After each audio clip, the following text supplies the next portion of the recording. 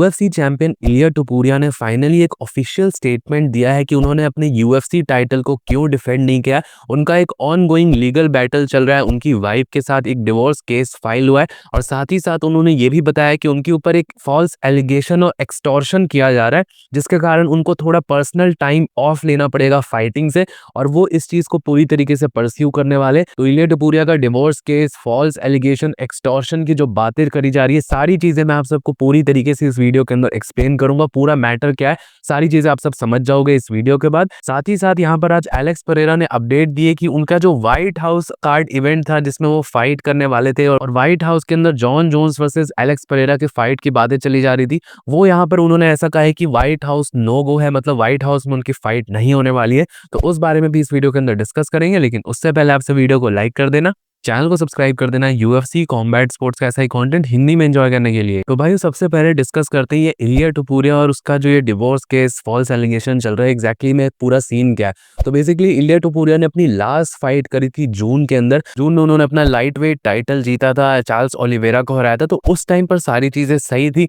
और ऐसा on track बोला जा रहा था कि 2025 में एंड में दिसंबर के अराउंड वापस से इलिया टुपुरिया की फाइट हो सकती है, वो एक्टिव चैंपियन रहने वाले। साथ ही साथ ये भी यहाँ पर न्यूज निकल के आ रही थी और बहुत सॉलिड अपडेट्स थी कि यूएफसी 324 जो कि जनवरी के अंदर 2026 का फर्स्ट कार्ड होने वाला है, उसमें इलिया टुपुरिया की फाइट तो होगी ही होगी। बट कुछ हफ्ते पहले यहाँ पर एक अनफॉर्चुनेट ये न्यूज निकल के आई थी, कुछ भी ऑफिशियल नहीं आया था, बट ऐसा कहा जा रहा था कि इलिया टुपुरिया और उनकी वाइफ के बीच में कुछ पर्सनल प्रॉब्लम्स उनकी चल रही थी, जिसके कारण वो टाइम ऑफ लेने वाले। और कल इलिया टुपुरिया ने इसके ऊपर अपना ऑफिशियल स्टेटमेंट यहाँ पर दिया है और उनका ऐसा कहना है कि एक बहुत बड़ा ऑनगोइंग लीगल बैटल वो लड़ने वाले हैं, अपनी वाइफ के अगेंस्ट एक डिवोर्स केस फाइल किया गया है। साथ ही साथ उन्होंने ये भी बताया है कि एक डोमेस्टिक अब्यूज का केस भी उनके ऊपर डाला गया है और ये सारी एलिगेशंस फॉल्स है और साथ ही साथ उनके ऊपर एक्सटॉर्शन किया जा रहा है और इलिया टुपुरिया को बेसिकली डराया जा रहा है उनकी वाइफ की लीगल टीम की तरफ से कि अगर उन्होंने एक सेट अमाउंट ऑफ मनी उनको पे नहीं किया तो उनके ऊपर डोमेस्टिक अब्यूज के चार्जेस भी लगेंगे डिवोर्स के साथ साथ।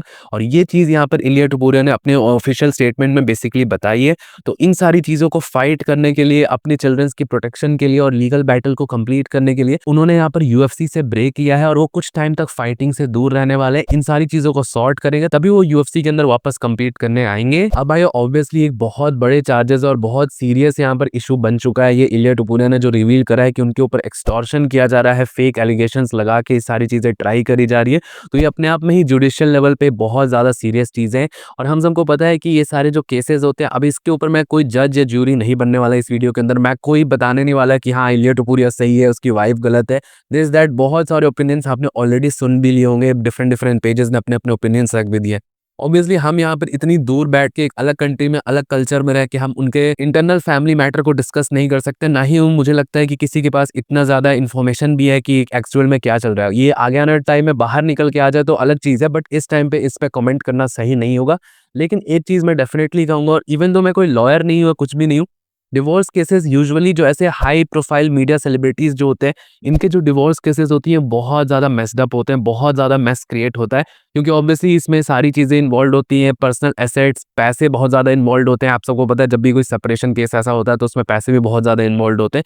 और साथ ही साथ ऐसा मैंने कहीं सुना है कि जब भी ऐसे कोई डिवोर्स केसेस होते हैं उसमें एक डोमेस्टिक अब्यूज़ का केस एक्स्ट्रा ऐड ज़रूर कर दिया जाता है, ताकि उसके कारण जो कॉम्पनसेशन होता है वो ज़्यादा मिलता है, उसके कारण जो एक्स्ट्रा बेनिफिट्स वगैरह होते हैं बाद में वो ज़्यादा दी जाती है। क्योंकि डोमेस्टिक अब्यूज़ जैसे ही ऐड ऑन होता है केस के अंदर तो जो रेपरेशंस होते हैं, जो कॉम्पनसेशंस होते हैं वो ज़्यादा ऐड हो जाते हैं और उसके कारण यहाँ पर हर बार भले वो चीज़ हुई हो या ना हुई हो, और इस केस में मैं ऐसा बिल्कुल भी कमेंट नहीं कर रहा, हो भी सकता है नहीं भी हो सकता है, बट उस चीज़ को स्पेसिफिकली ऐड कर दिया जाता है ज़्यादा कॉम्पनसेशन लेने के लिए। ये मैं एक टैक्टिक्स आपको बता रहा हूँ कि जो प्ले करी जाती है और इन पास भी मल्टीपल एथलीट्स, सेलिब्रिटीज के साथ ये करी गई है। वंस अगेन मैं फिर से क्लियर कर रहा हूँ कि मैं किसी पे कमेंट नहीं कर रहा हूँ। ऑब्वियसली ये सारी चीजें डिसाइड करने का रोल यहाँ पर जजेस और जुडिशियल अथॉरिटीज का है, वो सारी चीजों को डिसाइड करेंगी।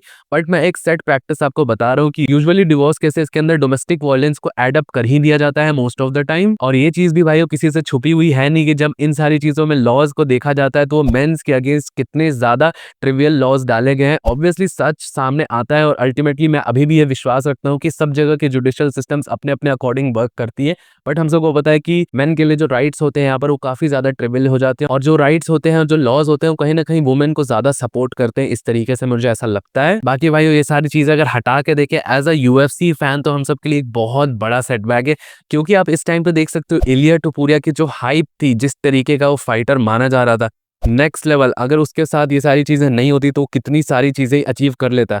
और मुझे आप सबको पता है कि आप सब बोलोगे कि हाँ 5 महीने 6 महीने में वो कमबैक कर लेगा। लेकिन जो चीज़ होती है, एक रिदम होता है, एक मोमेंटम होता है, वो फाइटर का टूट जाएगा और डेफिनिटली यहाँ पर इलिया टुपुरिया का मोमेंटम बहुत बुरी तरीके से टूटने वाला है।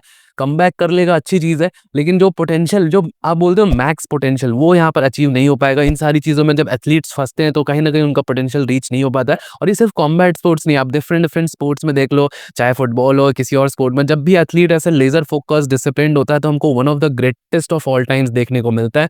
बट अगर नहीं होता है तो ऑब्वियसली उसकी पूरी पोटेंशियल यहाँ पे अचीव नहीं की जाती। इसका एक बहुत बड़ा एग्जांपल है जॉन जोन्स। ऐसा कहा जाता है कि जॉन जोन्स आज के टाइम पे भी ग्रेटेस्ट ऑफ ऑल टाइम है, बट वो अपनी पर्सनल लाइफ को सॉर्टेड रखता और ये सारी चीज़ों में नहीं फँसता तो वो और भी बहुत कुछ मैग्निफिसेंट तरीके से अचीव कर पाता, बट उसने 100% अपना पोटेंशियल टच नहीं किया। सेम चीज़ यहाँ पे कॉनर मैग्रेगर के बारे में भी बोली जाती है कि जैसे ही पैसा आया उसने डिसिप्लिन खो दिया। तो इन सारी चीज़ों के कारण कहीं न कहीं एथलीट का पोटेंशियल यहाँ पे होल्ड बैक ज़रूर होता है। और देख सकते हो भाइयों कि इलिया टुपुरिया की कितनी फैंटेसी मैचअप्स यहाँ पे बात करी जा रही थी। इलिया टुपुरिया वर्सेस इस्लाम महाचेव, इलिया टुपुरिया की लाइट वेट डिवीजन में मल्टीपल फाइट्स बोली जा रही थी। तो इन सारी फाइट्स पे फिलहाल के लिए होल्ड लग चुका है। अब ये चीज़ें देखने वाली होंगी कि इलिया टुपुरिया कितने टाइम में कमबैक करता है। यूजुअली इन सारी चीज़ों में लंबा टाइम भी लग सकता है, छोटे टाइम में होपफुली मैं तो चाहूँगा, अच्छी बात है अगर जल्दी 6 महीने के अंदर कमबैक हो जाता है तो वो और ज़्यादा बेटर तरीके से होगा और यूएफसी फैंस के लिए, हम एज़ अ यूएफसी फैंस तो इस चीज़ को एन्जॉय करेंगे। बाकी भाइयों जो भी अपडेट रहेगा मैं आप सबको बता दूँगा। फिलहाल के लिए एक बहुत बड़ा अपडेट यहाँ पर एलेक्स परेरा ने दिया है और एलेक्स परेरा का ऐसा कहना है कि उसकी व्हाइट हाउस वाली इवेंट एक नो गो हो चुकी है। फिलहाल के लिए उसका डेना व्हाइट से यहाँ पर डिस्कशन हुआ और ये व्हाइट हाउस इवेंट इस टाइम के लिए नो गो है। बेसिकली यहाँ पर उनका ऐसा कहना है कि व्हाइट हाउस पे जो उनकी फाइट है वो अब नहीं होने वाली है। उन्होंने ये चीज़ क्लियर कर दी है कि ये पॉसिबल नहीं हो पाएगा। अब कोई रीजनिंग नहीं बताई है कि क्यों नहीं पॉसिबल हो पाएगा, किसके अगेंस्ट वो फाइट डिमांड कर रहे थे। ऑब्वियसली जॉन जोन्स के अगेंस्ट डिमांड कर रहे थे, वो फाइट नहीं हो पाएगी। फिर किसके अगेंस्ट फाइट होगी, ये सारी चीज़ें अभी तक बिल्कुल भी क्लियर नहीं है। अब यूजुअली मैं आप सबको एक चीज़ बताता हूँ, यूजुअली फाइटर्स ऐसे ट्वीट्स इसलिए करते हैं और एलेक्स परेरा का ऐसा देखा गया है कि वो ऐसे ट्वीट्स तभी करता है जब कोई ऑनगोइंग नेगोशिएशंस चल रही होती है।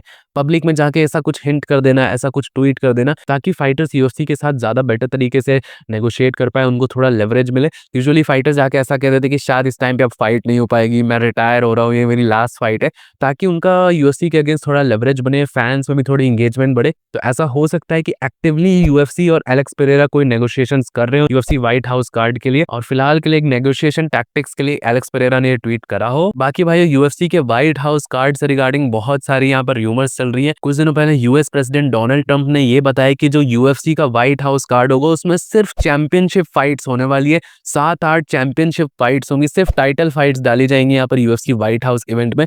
तो पर्सनली मुझे लगता है कि ऐसा पॉसिबल नहीं हो सकता, क्योंकि 8 तो डिविजन्स है यूएफसी में। अगर 8 टाइटल फाइट्स डालनी होगी तो 8 की 8 चैंपियंस को यहाँ पर फाइट करना पड़ेगा एक ही इवेंट के अंदर और ये बिल्कुल भी पॉसिबल नहीं हो पाएगा।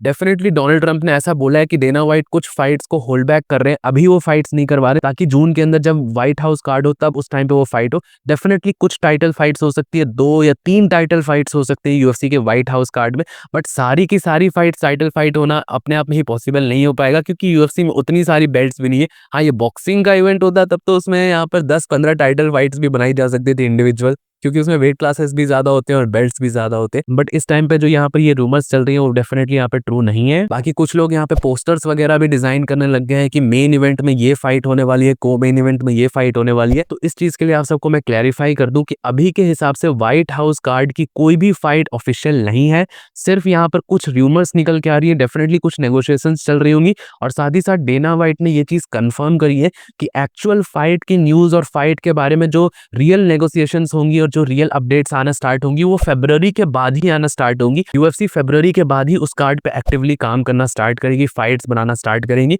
तो फरवरी तक जो भी अपडेट्स आपके पास आ रही हैं यूएफसी व्हाइट हाउस कार्ड के लिए वो मोस्ट प्रॉबली या तो फेक है या तो रूमर है या बस फैन थ्योरीज यहाँ पे निकल के आ रही है। बाकी आपके पास कौन सी फैन थ्योरीज है, आप कौन सी फाइट देखना चाहोगे यूएफसी व्हाइट हाउस कार्ड पे, मुझे नीचे कमेंट सेक्शन में जरूर बताइएगा। टिल देन वीडियो पसंद आया हो तो प्लीज वीडियो को लाइक, चैनल को सब्सक्राइब कर दीजिएगा। मिलता हूं सबको नेक्स्ट वीडियो में अगले अपडेट के साथ।